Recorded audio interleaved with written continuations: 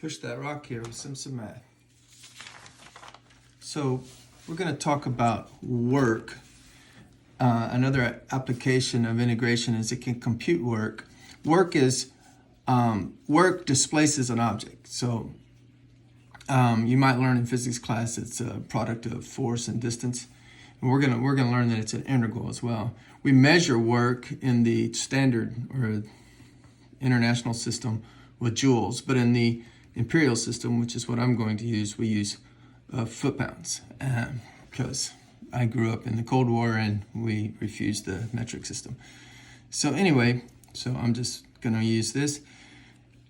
Suppose we have a force function. So F stands for force here. It describes a force moving an object along a straight path from A to B. Then the work, W, is the integral from A to B of that force function.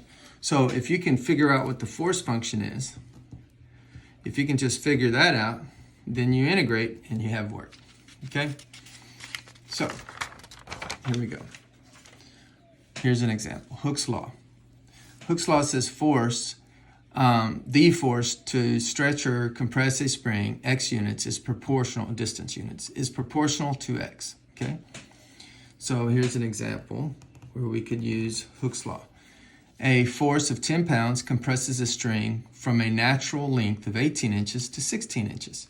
Okay, that means that first of all, the Hooke's law says that force is equal to kx. That's what it means to say proportional to x. Force is proportional to x. That's what it mathematically means.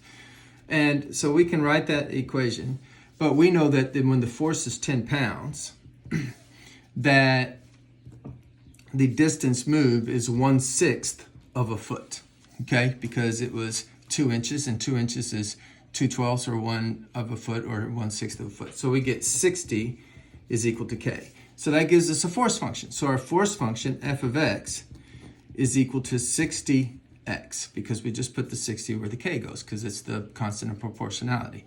Now we're going to integrate 60x from A to B. Now in this case, the question is how much work to compress from 18 inches to 16 inches, 18 inches being the resting point from the natural length of 18, to down to 12. Well, that's half a foot. So we're going to go from 0 to a half, okay? And we're going to do this with respect to x. And that gives us 30x squared, because you add 1 to the power and get squared, and then you put a 1/2 out front, and a half of 60 is 30. And we're going from 0 to a half. Well, when I put a half in, I get 30 times 1/2 squared, minus when I put in 0, I get 30 times 0 squared. That's a 0. So a half squared is a fourth, okay? And a fourth of 30 is 7.5, and the answer is in foot-pounds. It's 7.5 foot-pounds of work to compress this spring described in this problem from 18 inches to 12 inches. If whatever force you use to get this spring to go from 18 to 12, you have accomplished 7.5 foot-pounds of work. That's probably a better way to say it. Okay. Oh, I had this piece of paper here to do the work. Hopefully you saw all that. And I'll save this for the next problem.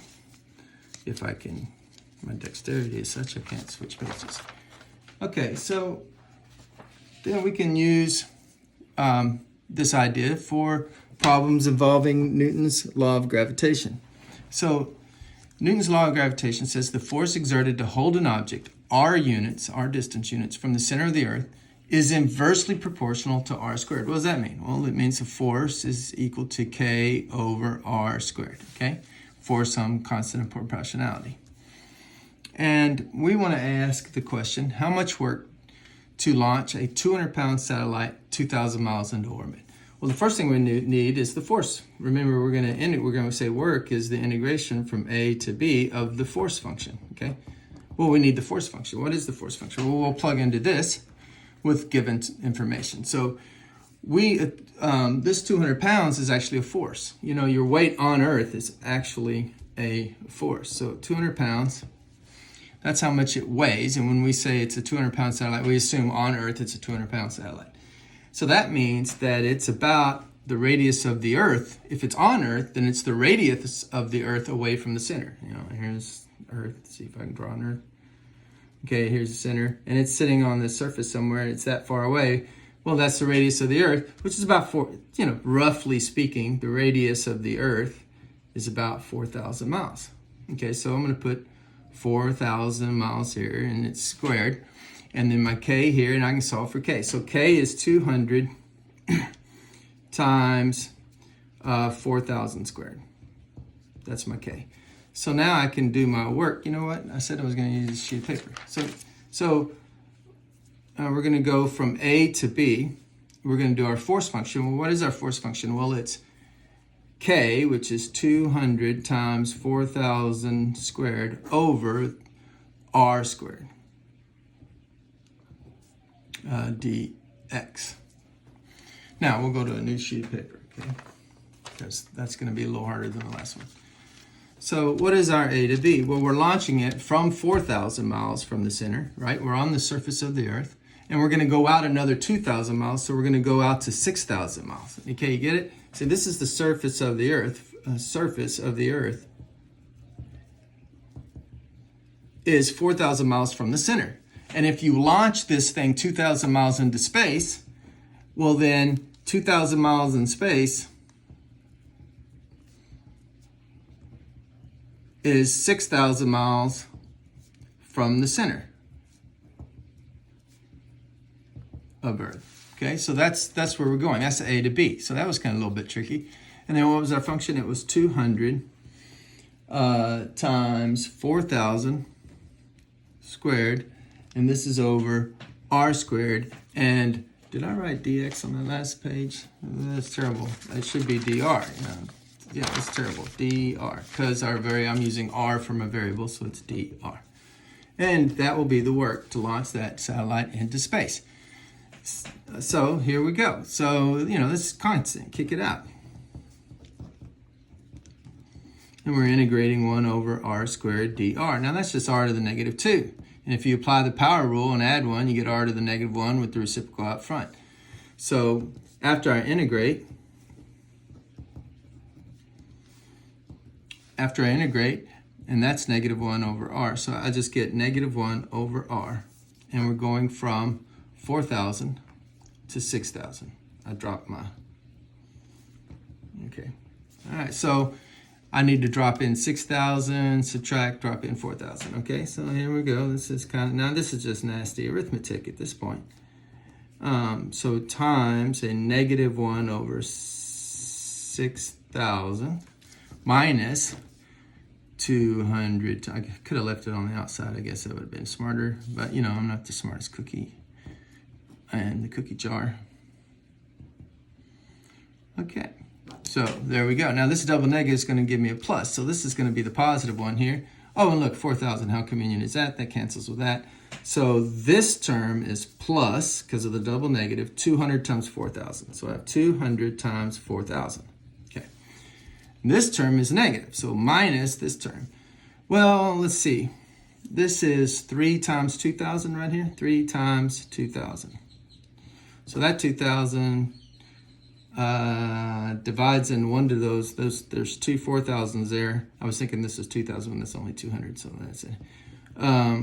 So this 2,000 divides into this 4,000 twice, okay? 3 is not going to go into anything evenly, okay? None of that stuff's evenly. So I've got a 3 down here. This is terrible. And up here I have a 200 times a 2, which is a 400 times a 4,000. Oh my gosh. 400 times a 4,000. And whatever this is, I don't know. This is crazy. It's foot-pounds, okay? And it's the amount of work you have to do. We can pretend we're actual engineers and need to know the answer. But really, this is a gross approximation already because, the Earth is not exactly 4,000 miles in radius. But anyway, here we go. I could factor out a 200, 4,000. That'll give me 1 minus, well, the 4,000 cancels and 200 goes into 400 2 times. So 1 minus 2/3. Oh, so that's nice. This is just a big fat 1/3. So we have, now 100 times 4,000 adds 2 zeros. So I'll add 2 zeros. That gives me 400,000, and it's being doubled. and it's being multiplied by a third, so it just has a 3 down here. So I guess the final answer is 800,000 thirds foot-pounds. Well, how about that? Math made simple. Simpson Math.